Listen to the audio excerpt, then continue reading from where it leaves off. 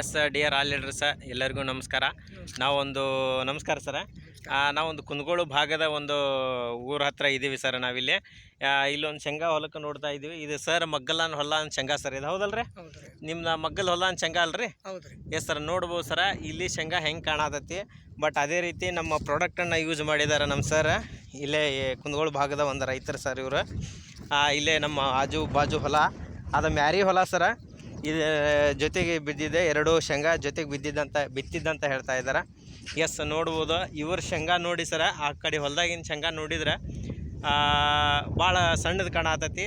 S ಸರ, ಈ ನಮ್ಮ product ಕೊಟ್ಟಿದ್ವಲ್ಲ sir ನಿಮ್ಗೆ, ಅವಾಗ ಹೆಂಗೆ ಆಗೈತೆ ಸರ್ ರಿಸಲ್ಟ್ ಎಲ್ಲ? ನಿಮ್ಗೆ ಚಲೋ ಆಗೈತ್ರಿ. ನಿಮ್ಗೆ ಮನಸ್ಫೂರ್ತಿಯಾಗಿ ಬಂದೈತೆ ಅಂತೀರಲ್ಲ? ಹೌದು ಸರ್.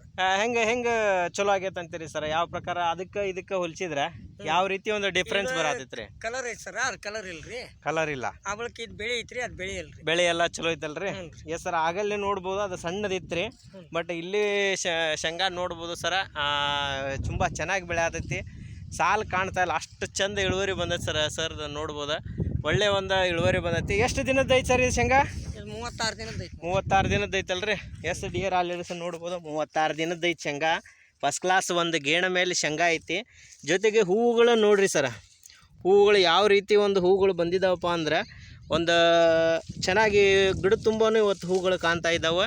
ಜೊತೆಗೆ ಬೆಳೆನೂ ಕೂಡ ಚೆನ್ನಾಗಿ ಬಂದಿತ್ತು ಅಂತ ಹೇಳ್ತೀರಿ. ಈ ರಿಸಲ್ಟನ್ನು ಎಲ್ಲ ರೈತರಿಗೆ ಹೇಳಲಿಕ್ಕೆ ಇಷ್ಟಪಡ್ತೀರಲ್ಲ ಸರ್? ಹೌದು ಸರ್, ತುಂಬ ಖುಷಿಯಿಂದ ಮನಸ್ಫೂರ್ತಿಯಾಗಿ ಹೇಳ್ತಿರಲ್ಲ? ಹೌದ್ರಿ, ಹೌದು. ಎಸ್, ಈ ಪ್ರಾಡಕ್ಟನ್ನೆಲ್ಲ ಎಲ್ಲರೂ ಯೂಸ್ ಮಾಡಿರಿ. ಜೈ ಸರ್ವಶ್ರೀ. ಜೈ ಸರ್ವಶ್ರೀ. ಎಸ್, ಜೈ.